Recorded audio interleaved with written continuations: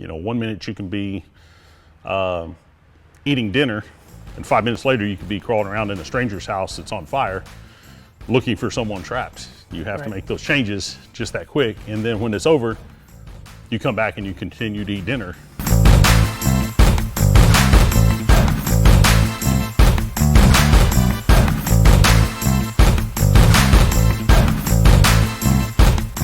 I thank you for being here and being part of the Kingdom First Responders. My name is J. Lauren Norris, and we're here today with some of the guys from the training division, which is in Crowley, Texas. And a lot of these guys that are here as trainers are not just trainers, but they are active on other fire departments, or they are retired from other fire departments. And so they come not just with a training instructor mindset, but with an active duty background as well. And so if you'll just tell everybody who you are and how you came to be here at Training Division, I really appreciate that. Okay, my name is Lonnie Ballenger. I started in the fire service in 1987. Throughout most of my career, I've been involved in training, either with my department or with other various agencies. And two friends of mine actually started Training Division. And when it first started, they asked me to come be an instructor. And I've been here ever since, going on, I guess we're going on 17 years? 17 years. 17 years, yes. Now, you've been active in fire service since when? 1987. Since 87, so you were what, 3-4 years old? I was pretty close, yes. I was barely old enough to ride in a car without a car seat, so. I went to the Fire Academy in 88 myself. Okay, Air Force, awesome. So a very similar timeline. Now, you've been on a professional department since then? I actually started out as a volunteer. Okay. And then I went to work in a combination department. And then I went to work for another department that's full-time, 100% paid firefighters. And I've got actually 26 years in with full paid service. Wow. And the department you're in now is Arlington, is that right? That is correct. And how long have you been there? I've been there for 21 years. How many different stations have you been assigned to since you've been there? I've actually been assigned to 2 stations. I worked at Station 8 for close to 18 years. Wow. And then I currently work at Station 14, which is actually attached to our training center. Imagine that. So I help out with our recruit classes, and we have a high school program, and I help with that quite a bit also. So firefighting is not just in your blood as a trainer, but it's in your blood as a responder as well. Yes, yes. We still run an engine out of our station, so we still respond, go to calls. But we also help out with training classes and bringing in the new generation, I guess you would say, of firefighters. Now, how long have you been involved in training new firefighters? You said 16 years here? Yes. So that probably goes all the way back to probably the early 90s. I was a guest instructor for Texas A&M Municipal School, and I started doing that in 93. How much has that changed? That has changed a lot. And when I say it's changed a lot, you know, they continually upgrade not only the props, you know, the tank fires, the apartment fires, the buildings, but I think techniques have changed a lot lately too, and that's really been a big push in the last few years. Just kind of re-educating the way we think about fire and how we fight fire. Maybe kind of the old way wasn't the best way. I know we joked about the idea of CPR training. Yes. There's basically 4 or 5 methodologies, and we just kind of rotate through them every decade or so. Yes. Sometimes more frequently than that. But as far as fighting fire, I mean, you basically have a fire triangle or tetrahedron, and you know, you're either fighting the heat, the fuel, the oxygen, or the chemical chain reaction. It's not much more complicated than that. It's not much more. But the tools, like you said, and the techniques, I mean, I remember being told, just fight it indirectly, spray the water at the ceiling. I'm like, but the fire's over there. And they're like, yeah, but that makes steam, that makes droplets of water, that means you put it out faster. I'm like, doesn't make any sense to me, but it works. Yes. So that's kind of where we're at right now. You know, like we talked about with EMS, it's kind of cyclical, it comes back around. Probably the fire service is doing the same thing right now. There's modern fire dynamics, which came from New York and LA and some of the other cities. Governor's Island study, where they went up and burned apartments over and over and over, and the underwriters laboratory got involved and actually took temperature. So there's actually some science behind it now. So, we have the science, we have the numbers. The problem being, and I say it's a problem, it's not really a problem in the fire service, but it's the re-education. Right. Training an old dog on new tricks. Exactly. Used to we would jump off the truck. As a truckie, you would bust all the doors open, you would break all the windows, and you would try to let as much heat and smoke out as you could. Right. For the engine guys, well, after all the studies and the research and the science, now they've discovered some of the best things we can do is leave that building completely shut up, airtight, And cool it until we're ready. Because just like you said with the tetrahedron or the triangle, if we cut off one of those sources, we control the fire. So until we have water to cool it, we have other options, which is cut off the oxygen flow. So we're trying to re-educate firefighters of door control, controlling the openings. There is an appropriate time to open doors. Of course, when you have people inside, you want to open doors, give them other avenues of escape. You want to break windows or open windows for ventilation. But until we're prepared for that, we have to slow down a little bit and maybe take a little step back and do that coordinated attack, just like we've always talked about, and then revert back to the tactics. Let's go in, let's spray some water, let's cool the fire. Now let's ventilate it. Let's move on. So it's more of a re-educating, but we have the science to back it up, so it makes it a little bit easier. Well, I think one of the things that some people underestimate is the reality of the absolute data-driven scientific aspect of fire. I mean, I was joking with my wife the other day. I said, a character of a person is like a marble statue. Once it's established, it's going to stay that way. And unless you cut off a limb, it's going to be the same marble statue for a long, long time. That's a person's character. But their personality is more like a fire. A fire in a plastic bucket with nothing but paper in it, or a waste paper basket, is different than a dumpster fire, because you have so many variables of unknown. And so every time your personality changes, environment to environment, different factors play in there. In that way, I see firefighting very much like law enforcement as a first responder, in that there are so many unpredictable aspects that can come into play. And you always come with a strategy or a set of tactics. Like you said, you leave it buttoned up when we've got water in place, when we've got people in place, unless we've got a life-threatening rescue that we need to absolutely approach on now. Let's wait until we're ready. Law enforcement doesn't always get that option, but there are strategies and tactics when you arrive at the scene and you size up the scene before you make decisions. Tell me a little bit about the personalities that you're seeing, the evolution of the difference of young people graduating from high school in 1987 versus 2007 versus 2017. How different are those young people as they're coming to you to train as first-time firefighters?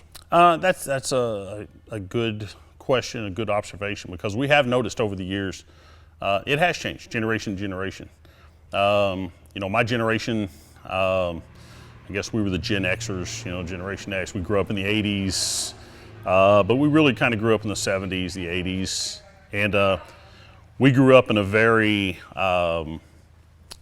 hey, go do this, and you don't really need a reason why to go do it. The only reason you need to know is I told you to go do it. Right. So we grew up in that very follow the instructions. Follow the instructions. Don't question the reason why. Your job is just to go do it. Very paramilitaristic type of environment. So that's the fire service I was brought up in. Right. Well, as the generations changed, like I said, I was probably considered like a Gen Xer, and then you got into the generation, the Y generation. We called them the Y generation. Yeah. It's it wasn't just Gen Y. Yeah. It wasn't Gen Y. It was Gen Y because it was like, hey, I need you to go roll that fire hose. Well, why do I need to go roll the fire hose? Well, number one, because I told you to, but two, because we have to pick it up. We need to store it on the rack, and the only way to do that is to roll it. Once you explained it, they were perfectly fine. They're like, but okay, everything required justification. I will go do it, but they had to have a reason other than just, I told you so, right, to go do it. But once it was explained, it was okay. They just had to have the explanation. The next generation past that, I guess the millennials that we're starting to see roll in now, I would compare them very close to the same. They're more of a data-driven generation. So not only do they want to know why to do it, sometimes they need a little more specific instruction. Well, how do you want me to do it? Well, do you want me to start on that end or this end? Well, do you want it rolled? It's like, I really just want it rolled. It's just some things you have to figure out yourself, where they're more, they want step-by-step instructions, and And once you get them past that point, I think it's a confidence thing Right. in their own abilities. Once you give them that confidence and you give them the freedom to go work on their own, they do great. They Give do them a little fine. autonomy. But you have to kind of push them in that direction a little bit more. You have to spend a little more time with them. You have to explain things a little more in depth. But once you've done that, things are fine. They're fine out there working on their own. Now, how many do you see come to training that they show up here, they get in, a couple of days, and they're like, that is so not what I expected. That's not the job that was explained to me. That's not what I thought I was getting into. That's way more demanding, or what you're doing isn't really teaching me anything. Or how many of them do you find give up or walk out or wash out before they even finish the training? Surprisingly, not very many. Okay. Now, it's kind of a two-sided question, though. Not many walk away, but many do have that eye-opening moment when they go, oh, this is manual labor. This is much more than I thought. We are in hot gear working all day long, and my normal job is I'm a data entry person for my company, and I sit at a cubicle all day typing on a computer, and now I'm outside lifting heavy things, sweating more than I've ever sweated in my life. And tomorrow, guess what you're going to do? You're going to get up and do the exact same thing again. And then you're going to do the exact same thing again. So for some people, I don't think it's a deterrent, but it is an eye-opener. I think even if people leave here never pursuing their career in the fire service, I think they have a better appreciation for what we do. And I think they've learned a little something about themselves, like how they can really push themselves beyond their comfort level. And we have little sayings around here all the time. And one of them is, to truly get it, you have to work outside that comfort level. Right. You have to push yourself a little bit farther than you've ever done before, and you'll be surprised what you're capable of doing. So, like I said, if people don't even pursue the fire career, just being here is an experience, experiencing the culture, the work ethic, I think it really teaches them something about themselves. It gives them a little bit more belief in their abilities. And the team and the and that camaraderie. can carry through to whatever job they go back to. It can carry on to that job also. So how many of them do you think come here with the ambition of being a professional firefighter? I think everybody shows up here wanting to do that. There's been a few. I try to question everybody as they come through just to see what their background is and what their goals are. Surprisingly, we've had some people that are volunteers. They have a very good paying job. They volunteer in their local department. They just want the training. They just want to come here, be better firefighters, have more skills to take back home. And that's their whole goal in life, is maybe not make this a paid career, but it could still be a career in the fire service. Right. I started out as a volunteer, so I have a lot of respect for the volunteers. And, that term, volunteer and professional, I never really liked using those separate, because I've seen some very professional volunteers, Right. and I've seen some paid departments that acted like volunteers. So Not so well put together. Yeah. So to me, it's either career paid or volunteer firefighters. I'd take the professional out, because you can be professional in both aspects. That's a good point. You can be a very professional volunteer. You can be a very professional paid person. It's just whether you get a paycheck or not.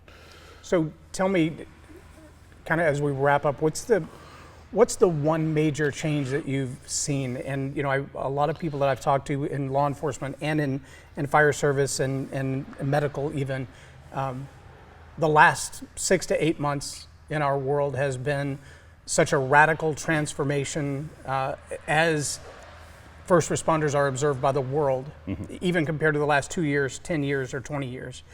What has been your observation in that, and how would you like the world to see you as a human, as a father, as a husband, as part of a family, differently as a first responder? I think kind of to go back to the fire service evolving, changing, it's always changing. Whatever career you're in is always changing. Right. They're not building the same cars at GM they built in the 60s that they are now. So every career you get into changes. And in the fire service especially, we talk about it when we're doing live fire training. We say fire does two things.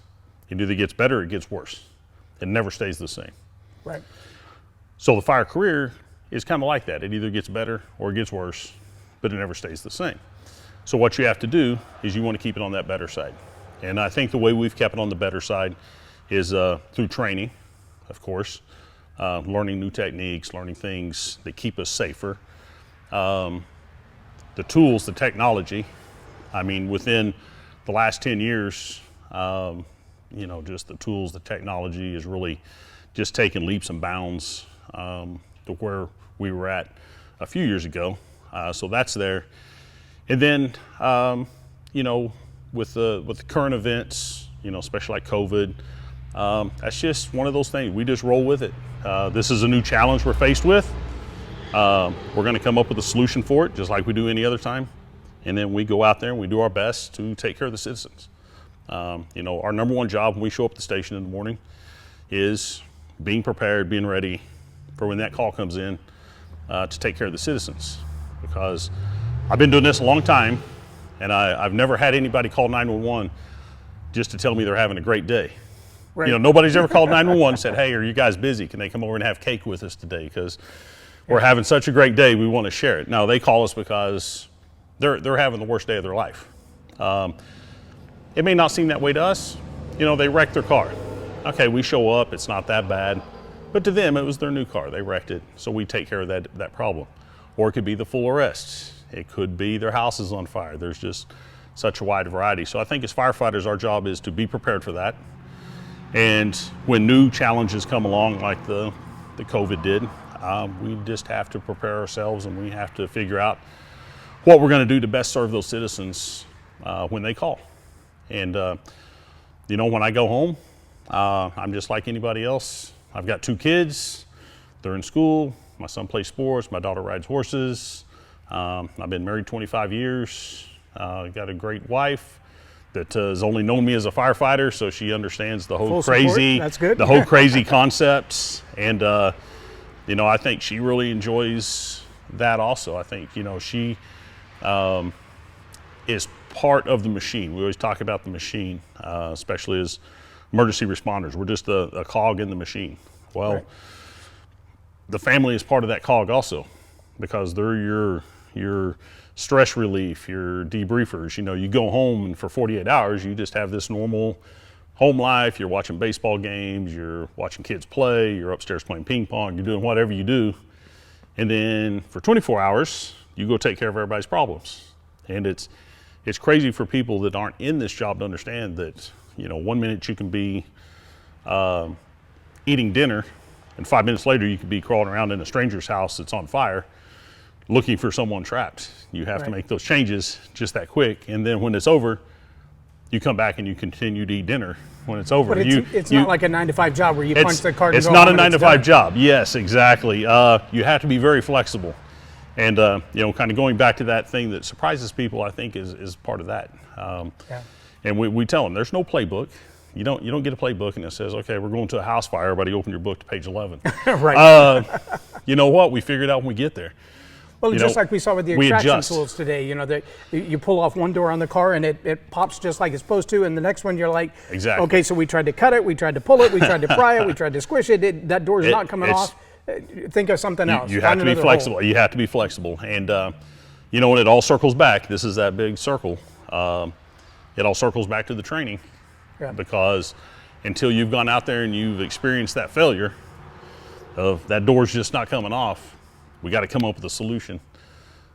Then you're not going to know how to solve that. So it's better to figure that out in training, and come up with all those solutions to those problems. Because, you know, I'm fortunate enough I get to be here every other week, and we're cutting cars, and I get to see a lot of cars get cut up. So do the other instructors. So we're pretty quick to recognize that's not going to work. Right. But we don't tell the students that right away. We're going to let them fail. Let them learn. Yeah. It's safe. We're going to let them fail. We're going to let them struggle. We're going to wear them out, and then we're going to step in and go, if you put your tool right there, this door's going to come over. And that will stick with them, hopefully, throughout their whole career. They'll go, I remember one time I was in this terrible situation where the tool was just wearing me out and I couldn't get this door, but then the instructor said, put it right there, and it worked. And that's our ultimate goal at the end of the day, because hopefully someday I'll be retired and they'll be here teaching.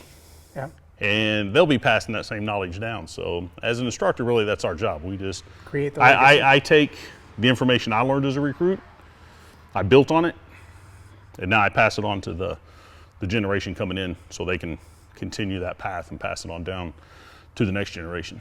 Excellent. Well, Lonnie, I appreciate your time. Yes, sir. Thank you. Thanks for what you do. Thanks for being here. Thanks for taking a few minutes to chat with our audience as well. And I hope that all of you who are watching are beginning to get the impression that first responders, first and foremost, are human.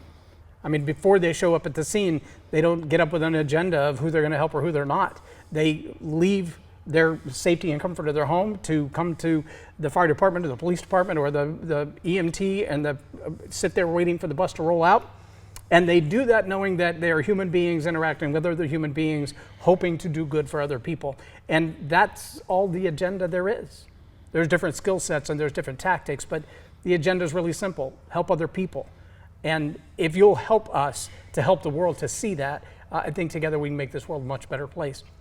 Thank you again for taking your time to watch, to be a part of what we're doing here with Kingdom First Responders. And I hope that you will share this video with other people. I'm J. Lauren Norris with Kingdom First Responders for Tell It Like It Is TV. Have a blessed day.